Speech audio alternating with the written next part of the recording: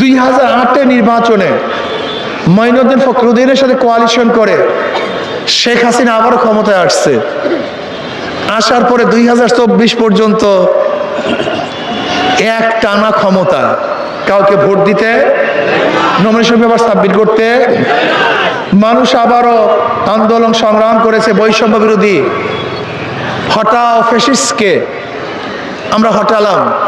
ভেবেছি এবার দুর্নীতি মুক্ত দেশ পাবো, আমরা বৈষম্য বিরোধী দেশ পাবো, চাঁদা মুক্ত দেশ পাবো, ধর্ষণ মুক্ত দেশ পাবো, খুন মুক্ত দেশ পাবো, যেখানে সাম্য, মানবিক মর্যাদা, সামাজিক ন্যায় বিচার প্রতিষ্ঠিত হবে। কিন্তু আমার প্রশ্ন, যারা জ্ঞানী,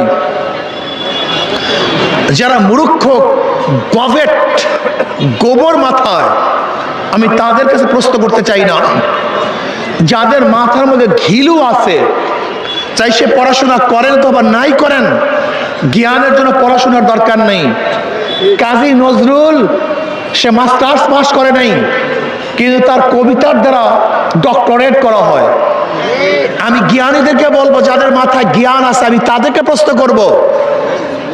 2024-এর জুলাই আগস্টের বিপ্লবের পরে আমরা ভেবেছিলাম বৈষম্য দূর হবে, শান্তি পাবো, মুক্তি পাবো, চাঁদা মুক্ত দেশ, ধর্ষণ মুক্ত দেশ। কিন্তু আপনারা কি ধর্ষণ মুক্ত দেশ পেয়েছেন? চাঁদা মুক্ত দেশ পেয়েছেন? জুলুম মুক্ত দেশ পেয়েছেন? কারণটা কি? কারণটা কি? এই প্রশ্নই আমি করতে চাই। এত ইতিহাস তার আমার দরকার ছিল না। আমি শুধু জানতে চাই, বারবার দেশ পরিবর্তন করছি, দল পরিবর্তন করেছি, নেতার পরিবর্তন করেছি, কিন্তু দুর্নীতির কেন পরিবর্তন হয় না? জুলুম অত্যাচার কেন পরিবর্তন হয় না? সমাজের মধ্যে কেন ন্যায় প্রতিষ্ঠিত হয় না? সামাজিক ন্যায় বিচার প্রতিষ্ঠিত করার জন্য আন্দোলন করেছিলাম, কিন্তু এখন দেখি আদালত বলতে কিচ্ছু নাই, ওটা দলীয়করণ। বিশ্বাস হয় না? আচ্ছা বলেন তো, সাজাপ্রাপ্ত আসামি কোর্টে হাজির হওয়া ব্যতীত খালাস দেওয়ার কোনো আইন আপনারা কেউ জানেন?